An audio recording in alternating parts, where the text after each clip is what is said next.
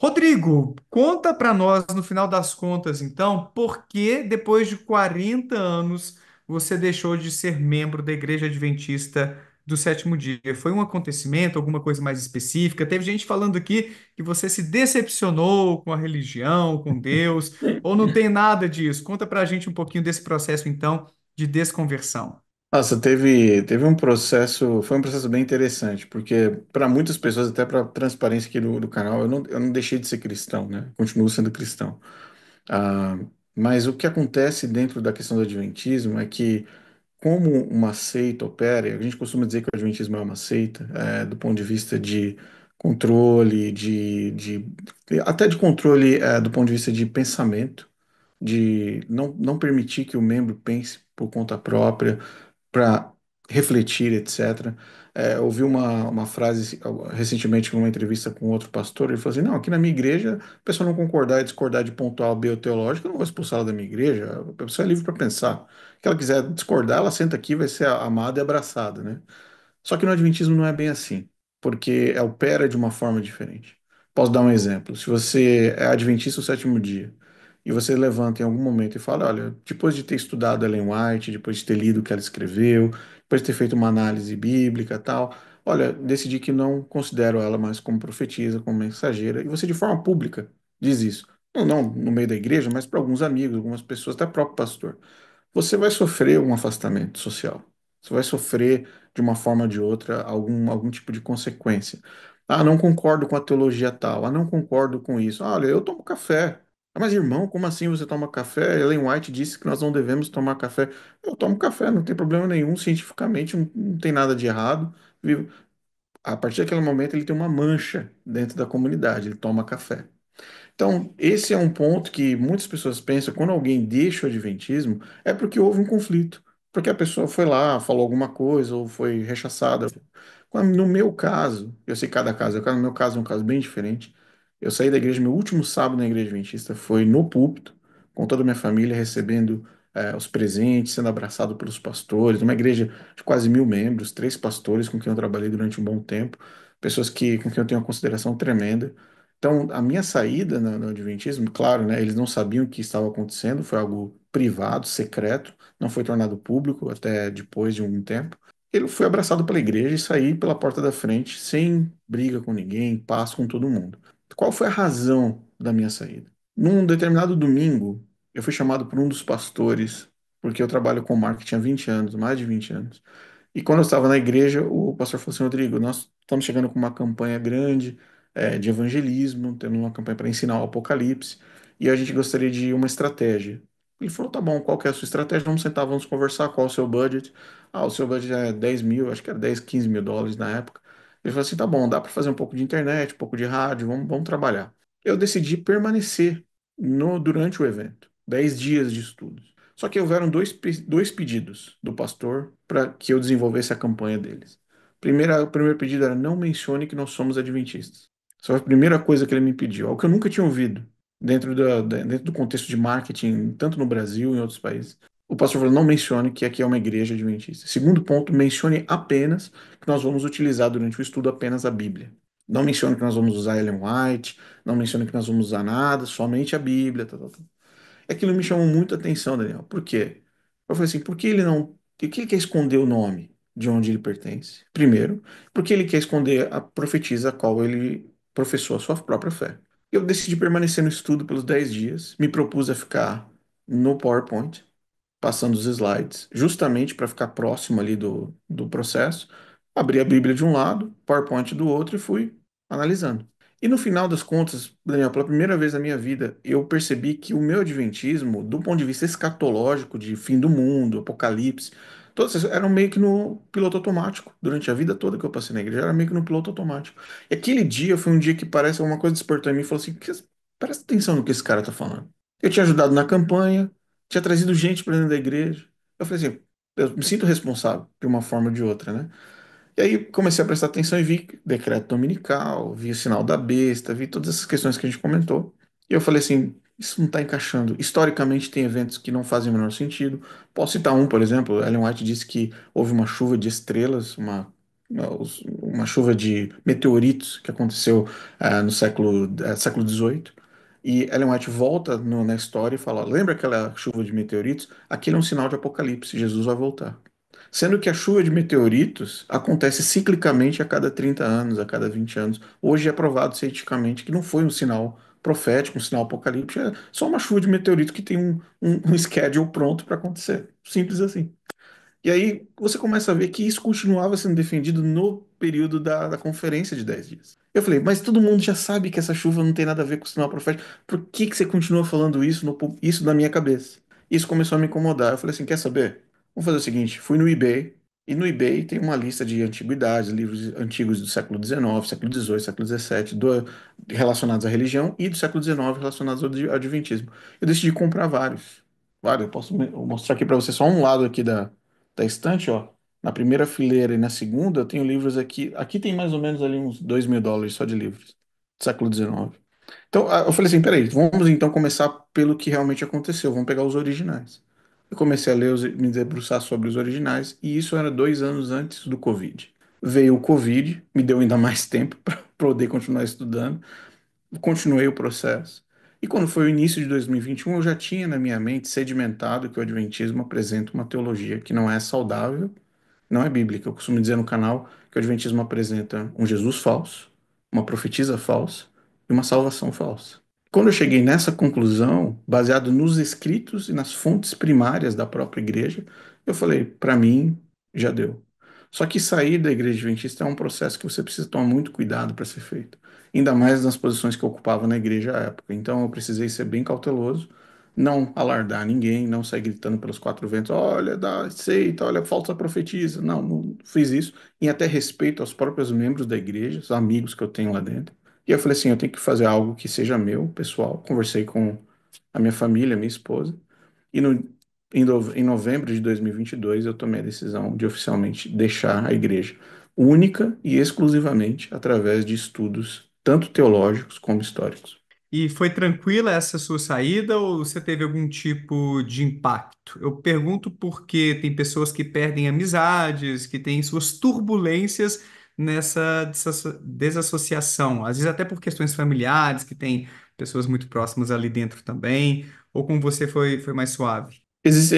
O meu grupo social envolvia minha rede social física, né, de pessoas envolvia dois grupos, líderes e membros. Os líderes sabem, Daniel, os líderes sabem de tudo isso. Eles sabem da falsidade, eles sabem dos erros teológicos, eles sabem que Ellen White não representa como mensageira de Deus, pombo correio do Senhor, pena inspirada, nada disso. Eles sabem disso. Mas volta ao ponto que eles são dependentes financeiramente, então eles precisam defender. Essas pessoas, quando souberam que eu saí, viram como um movimento natural, lógico, de uma pessoa que chegou a uma conclusão lógica.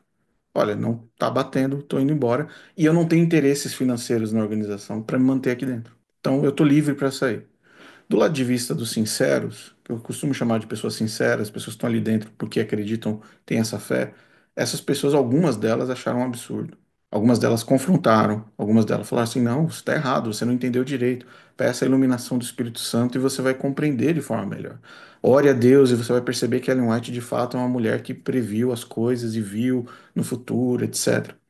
Mas quando você, de fato, as escamas, né, costuma falar, as escamas caem dos olhos, você começa a olhar para o evangelho de uma forma mais simples. Então, o Adventismo, o sétimo dia, coloca como se fosse várias peças de Lego em cima da Bíblia, e no topo dessas peças está sentada Ellen White. Então, eu removi essas peças, removi Ellen White, continuei cristão, mas longe de um contexto, vamos dizer assim, fundamentalista sectário, que é o Adventismo do sétimo dia, como eu interpreto. E você foi feliz sendo adventista, ou seja, o saldo, apesar da sua saída, foi positivo? Você teve experiências legais ali na religião, com pessoas massas, ou nem tanto assim? Você saiu meio machucado e não vê como um passado bom? Olha, o Adventismo no sétimo dia, eu falo algumas vezes que é como se fosse aquele filme do Show de Truman. O filme do Show de Truman com Jim Carrey, ele é um lugar preparado, foi um lugar desenhado para aquela experiência com aquele rapaz do filme. Então, eles estavam desenvolvendo uma experiência do Show de Truman com um rapaz, com um ambiente, uma bolha muito bem montada para que ele pudesse se autodesenvolver ali dentro. Se eu puder usar esse mesmo exemplo com o Adventismo, O Adventismo é um show de Truman, onde as pessoas são felizes lá dentro. Onde as pessoas participam dos corais, elas participam dos ministérios, elas participam do clube de desbravadores, elas têm suas famílias. Grande parte das pessoas no Adventismo possuem membros das famílias inteiras ali dentro. Então, o show de Truman Adventista, onde ali dentro você prega até que os Estados Unidos vão te perseguir, vão te matar, e você acredita, esse mundo, essa bolha, ela é feliz lá dentro. Só que da mesma forma como no filme, o Jim Carrey no filme ele busca por uma resposta que ele não consegue encontrar, ele não consegue visualizar algo além, mas ele sabe que tem algo além, que aquilo ali não está batendo.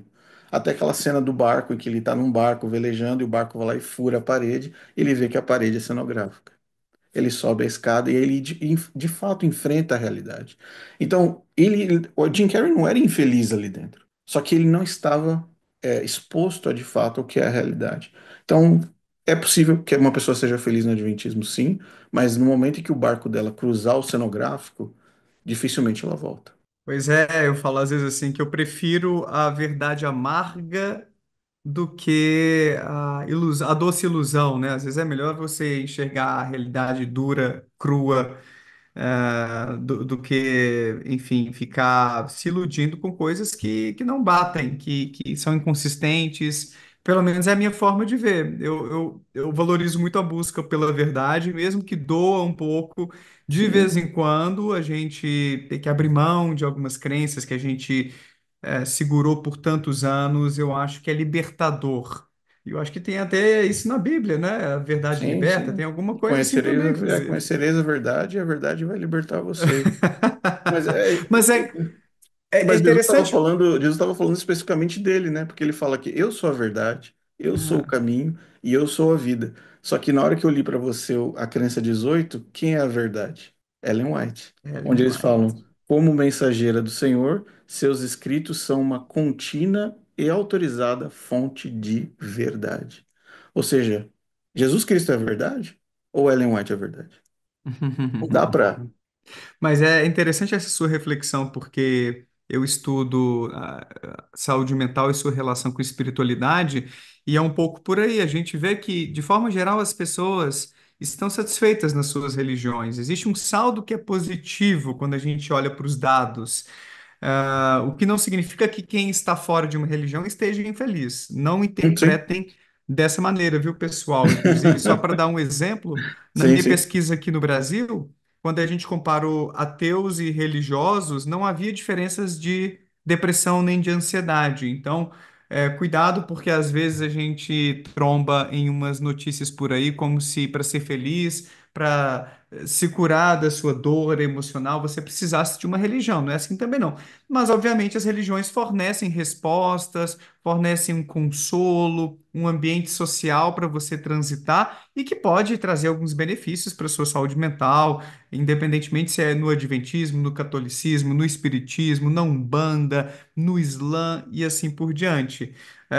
Mas, enfim, é interessante você trazer isso porque, mesmo que não seja verdadeira uma doutrina religiosa, as pessoas podem estar bem ali, mesmo que haja essas restrições que você colocou ao longo do nosso papo. Agora, existem restrições e certos controles que podem ser nocivos à saúde mental. No início do ano, a gente teve uma jornada das seitas que ocorreu aqui no meu canal. Quem tiver Sério? curiosidade, busquem aí, gente, seitas, Daniel Gontijo, que vocês vão encontrar uma sequência de lives com especialistas para a gente discutir os problemas de grupos que são muito controladores, que podem sim acabar impactando negativamente a nossa saúde física e mental. Então, dei uma olhada, porque assim, não é como se não houvesse problemas nas religiões, não é assim também, não, né? A gente tem que Sim, sim, ter não, eu concordo, esse Daniel. olhar E tem crítico. um outro ponto também, não sei se você, eu vou com certeza, provavelmente você assistiu aquela série chamada Heaven's Gate, da HBO, sobre Não aquela vi. seita, uma seita de uma galera que acreditava que viria uma nave espacial, ia pegá-los e levá-los Ah! embora, tal, Já na vi um Califórnia. documentário que mencionava Heaven's Gate, mas não vi o documentário só sobre eles. É excelente, excelente. Mas tem uma cena Legal. naquele, acho que no último episódio, tem uma cena de uma pessoa que, no momento final, onde eles tomam um remédio, e eles todos têm Uhum. um suicídio coletivo, um deles, no dia anterior, ele decide sair. Ele fala assim, não, isso Aham. aqui não é bom para mim. E sai. E aí no Caraca. dia seguinte ele acorda com a notícia. Imediatamente você Nossa. toma aquele baque, você toma aquele choque, fala assim, gente, como que eu poderia estar envolvido numa coisa tão, eu poderia estar agora ser um deles, né? Ele entra Nossa. num processo de ajuda psicológica com um psiquiatra, esqueci o nome Uhum. dele, e esse psiquiatra trabalha com ele durante um ano.